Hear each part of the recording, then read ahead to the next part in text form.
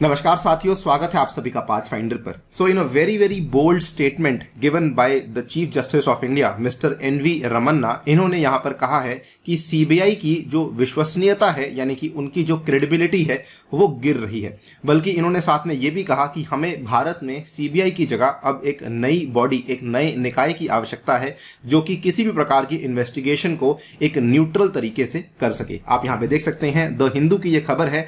हाल ही में एक सीबीआई के ही द्वारा आयोजित किए गए सेमिनार में सीजीआई के द्वारा ये वाले स्टेटमेंट्स यहां पर दिए गए थे। इन्होंने कहा, chief justice of India flags the falling credibility of CBI, यानी कि सेंट्रल ब्यूरो ऑफ इन्वेस्टिगेशन को लेकर इन्होंने बताया कि इनकी जो विश्वसनीयता है वो काफी ज्यादा गिर रही है। यहां पर भी आप देख सकते हैं इंडिया टुडे ने इसको कवर किया। बल्कि इन्होंने यहां पर यह कहा कि पॉलिटिकल एग्जीक्यूटिव जो है ये बदलता रहेगा, लेकिन आप लोग जो है परमानेंट हैं। ये एक तरीके से इनका ये मैसेज था सीबीआई को कि आप लोग परमानेंट हैं तो आप लोग किसी भी पॉलिटिकल पार्टी के अधीन आकर काम ना करें। उसके बाद इन्होंने ये भी कहा कि सीबीआई के जो एक्शंस और इनएक्शंस हैं, they have often raised questions about it's credibility and they also mentioned कि पुलिस ऑफिसर्स जो हैं इनको यहां पे पॉलिटिकल एग्जीक्यूटिव के साथ किसी प्रकार का जो नेक्सस है ये नहीं रखना चाहिए, और अगर है तो उसको ब्रेक करने की आवश्यकता है। ये सारे के सारे स्टेटमेंट्स हमारे मुख्य न्यायाधीश, भारत के मुख्य न्यायाधीश एनवी रमन्ना जी के द्वारा कहे गए हैं। इन्होंने ये भी कहा कि we need to reclaim the credibility and the public trust, जो कि सीबीआई का आज के टाइम पे काफी गिरा हुआ है। बात करेंगे पूरे के पूरे इनके स्पीच के बारे में, इन्होंने इनके द्वारा क्या क्या बातें कही गई हैं, और मोस्ट इंपॉर्टेंटली बात करूंगा कि जो इन्होंने यहां पर नई बॉडी की बात करी है कि हमें किस प्रकार का नया बॉडी चाहिए, उसको लेकर इनके क्या क्या सुझाव हैं, उसके ऊपर विशेष रूप से चर्चा करी जाएगी। चलिए शुरू करते हैं दोस्तों मेरे साथ। मेरा नाम है अनिरुद्ध। इस लेक्चर की पीडीएफ को डाउनलोड कर सकते हैं यहां पर दिए गए टेलीग्राम चैनल के माध्यम से। इसके अलावा आप लोग जुड़ सकते हैं using this particular handle on the Unacademy app as well. Right, तो इन्होंने सबसे पहले तो सीबीआई के जो एक्शंस या फिर इन एक्शंस भी उनके ऊपर सवाल उठाए। इन्होंने कहा कि with the passage of time, जैसे कि हर इंस्टीट्यूशन होता है, सीबीआई के भी ऊपर बहुत ज्यादा पब्लिक स्क्रूटिनी आ चुकी है। तो ऑब्वियसली कोई भी आपका सरकारी इंस्टीट्यूशन होगा, फिर भले वो जुडिशरी हो, फिर भले वो सरकार हो, कोई भी हो, तो धीरे धीरे जो है वो पब्लिक स्क्रूटिनी के अंदर तो आते ही है। सीबीआई के जो भी यहाँ पे किए गए एक्शंस हैं या फिर जो भी किए गए इन एक्शंस हैं, उनकी वजह से सीबीआई के ऊपर काफी सारे सवाल उठाने यहां पे शुरू हो चुके हैं। बल्कि इन्होंने सीबीआई को लेकर कुछ कुछ सुझाव भी दिए। इन्होंने पहले ये कहा कि you must remember that your allegiance must be to the constitution, यानी कि आपका जो झुकाव है वो केवल और केवल संविधान की तरफ होना चाहिए। आपको मतलब केवल रूल ऑफ लॉ से होना चाहिए and not to any single person. Now यहां पे इन्होंने किसी एक इंसान का नाम नहीं लिया, किसी पॉलिटिकल पार्टी का नाम नहीं लिया, इन्होंने किसी सरकार का नाम नहीं लिया, लेकिन इन्होंने बड़ी ही ऑब्जेक्टिव तरीके से बताया कि अलीजियंस जो है it must be to the constitution and not to any person. और इन्होंने ये भी कहा कि कल को जब आप सीधे खड़े होंगे तो you shall be remembered for your courage, principles and valour, and not कि आपने अगर किसी का साथ दिया था या फिर नहीं दिया था। और इसी चीज को लेकर इन्होंने कहा कि आज के हमारे टाइम की जो सबसे important need of the hour है, that is to reclaim the social legitimacy and public trust, and the first step to gain the same was to break the nexus with the political executive. यानी कि जो भी यहां पे police कर्मियों ने आज के टाइम पे पॉलिटिकल एग्जीक्यूटिव के साथ एक नेक्सस बनाया हुआ है, हमें उसको तोड़ने की एक सख्त आवश्यकता यहां पर बनी हुई है। इनके द्वारा कुछ बहुत ही महत्वपूर्ण, बहुत ही बेहतरीन लाइनें कही गई हैं, मैं आपके सामने उसका यहां पे वर्णन करने वाला हूं। इन्होंने कहा कि when any attempt has been made to snatch our freedom, our alert citizenry did not hesitate to seize the power back from the autocrats. देखिए, जब हमारी आजादी को छीनने का कोई भी प्रयास किया गया तो हमारे सतर्क नागरिकों ने निरंकुश लोगों से सत्ता वापस लेने में संकोच नहीं किया। और आई थिंक ये सेम चीज जो है आज इशारा हो रहा था कि आज जो है कहीं ना कहीं जो सीबीआई है वो किसी और के इशारों पे काम कर रही है, और उस तरीके से अगर इस तरीके की ऑटोक्रेसी हमें देखने को मिल रही है, सो इट इज इंपॉर्टेंट कि आज हमारी जो सिटीजनरी है वो इन पूरे के पूरे यहाँ पर जो इंस्टीट्यूशंस हैं इसको इंडिपेंडेंट तरीके से काम करवाने में पुश करवाए। इसीलिए यह आवश्यक है कि पुलिस और जांच निकायों सहित सभी संसाधन लोकतांत्रिक मूल्यों को बनाए रखें और उन्हें मजबूत करें, यानी कि डेमोक्रेटिक वैल्यूज को स्ट्रेंथन करना काफी इंपॉर्टेंट है। बल्कि इन्होंने साथ में एक और चीज कही, इन्होंने किसी का भी नाम नहीं लिया, लेकिन इन्होंने फिर भी एक और चीज कही। इन्होंने कहा the police and the probe agencies should not allow any authoritarian tendencies to creep in. मुख्य न्यायाधीश रमन्ना ने कहा कि पुलिस और जांच एजेंसियों को किसी भी सत्तावादी प्रवृत्ति को पनपने नहीं देना चाहिए। और ये वाला कथन इनका आई थिंक मेरा बेस्ट यहां पे होगा, जो कि इन्होंने कहा, उन्होंने संविधान के तहत निर्धारित लोकतांत्रिक ढांचे के भीतर कार्य करने की आवश्यकता है।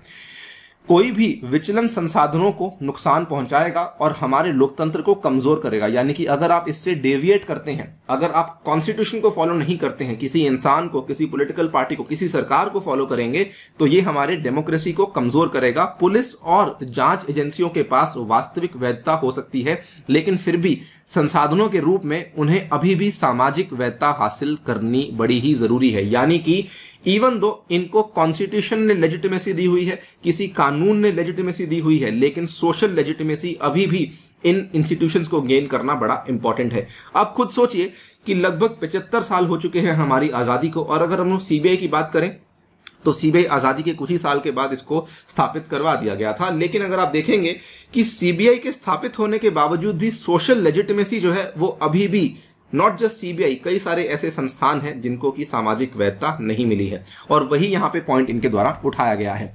और इसके बाद इन्होंने बताया कि इसीलिए आज के टाइम पे हमें जरूरत है एक नए निकाय की, एक नई अथॉरिटी की। इन्होंने कहा कि अनफॉर्चुनेटली काफी दुख की बात है कि our investigative agencies still do not have the benefit of being guided by a comprehensive law. Need of the hour is the creation of an independent and autonomous investigative agency. यानी कि हमें एक ऐसा निकाय चाहिए जो कि स्वतंत्र हो, जो कि ऑटोनॉमस हो, यानी कि किसी के अधीन आकर के काम ना करे, और इन्वेस्टिगेशन को बिल्कुल न्यूट्रल तरीके से, बिल्कुल अच्छे तरीके से यहां पे कैरी आउट कर सके। अब इस चीज को लेकर इन्होंने कहा कि हमें एक ऐसी इंडिपेंडेंट इंस्टीट्यूशन की आवश्यकता है जो कि एक अम्ब्रेला इंस्टीट्यूशन होगा, जिसके तहत हम लोग कई सारी अन्य चलने वाली सेंट्रल एजेंसीज को लेकर आ सकते हैं। नंबर 1 पे आती है सीबीआई, नंबर 2 पे आता है एनफोर्समेंट डायरेक्टोरेट, और नंबर 3 पे आता है serious fraud investigation office, popularly called as SFIO.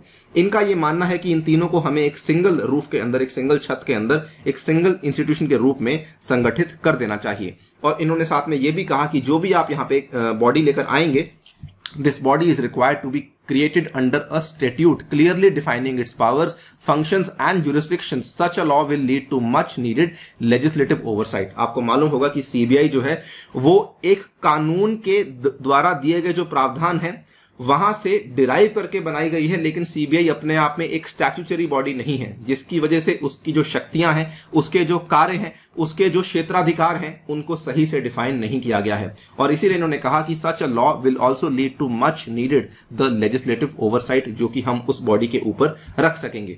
और साथ ही में इन्होंने कहा कि उस नई अथॉरिटी को किस तरीके से हम लोग डिजाइन कर सकते हैं। The umbrella organisation will end multiplicity of proceedings. इसमें इन्होंने कहा कि कई बार क्या होता है, single incident these days gets investigated by multiple agencies। एक तरफ वहां पे स्टेट की पुलिस लगी हुई है, दूसरी तरफ सीबीआई लगी हुई है, तीसरी तरफ कोई और डिपार्टमेंट लगा हुआ है, often leading to dilution of evidence, contradiction in dispositions, साथ ही में prolonged incarceration of innocents। तो ये सारी की सारी प्रॉब्लम्स को हम लोग समाधान निकाल सकते हैं अगर हम लोग एक अम्ब्रेला ऑर्गेनाइजेशन बनाते हैं, जिसमें कि हम लोग डिफाइन करते हैं उनके क्षेत्राधिकार, जिसके आधार पे ये यहां पे परिभाषित किया जाएगा कि अगर कोई इस तरह की घटना होती है तो उसमें ये वाली ऑर्गेनाइजेशन किस तरीके से काम करेगी। It will also save the institution from being blamed as a tool of harassment.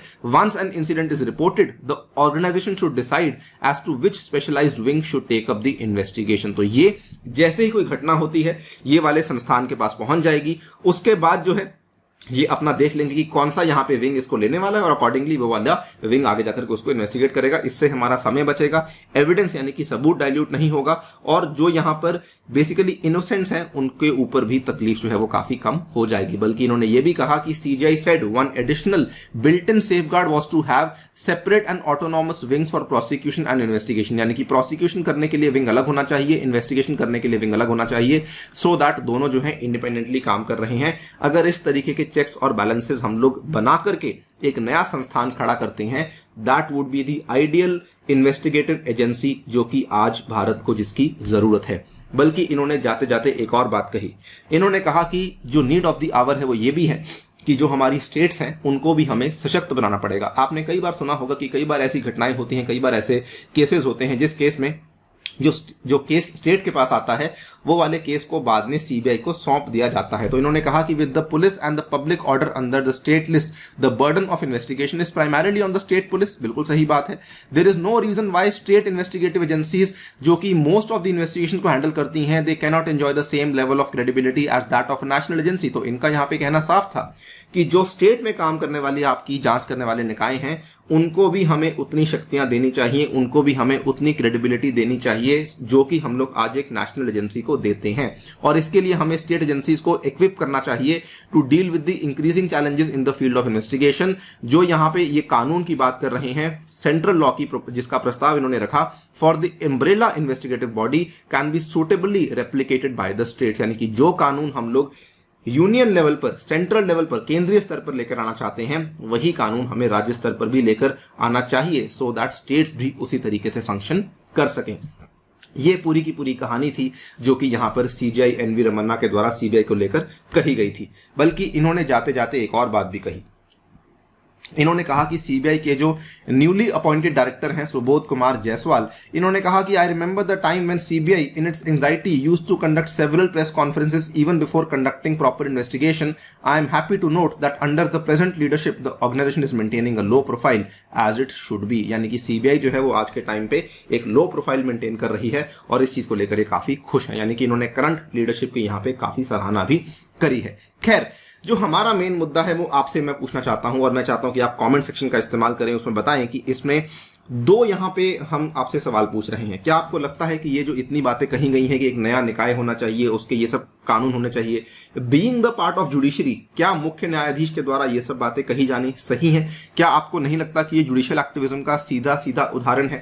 या फिर क्या आपको लगता है कि सीबीआई जो है वो एक केज्ड पैरेट है और काफी लंबे टाइम से इसका सही इस्तेमाल भारत नहीं कर पा रहा है, और जो भी सुझाव, जो भी यहाँ पे सिफारिशें दी गई हैं मुख्य न्यायाधीश के बारे के द्वारा, उनको यहाँ पे हमें इंप्लीमेंट करने की आवश्यकता है? आप क्या सोचते हैं? डेफिनेटली हमें बताइए कमेंट सेक्शन में। फिलहाल के लिए वीडियो में इतना ही।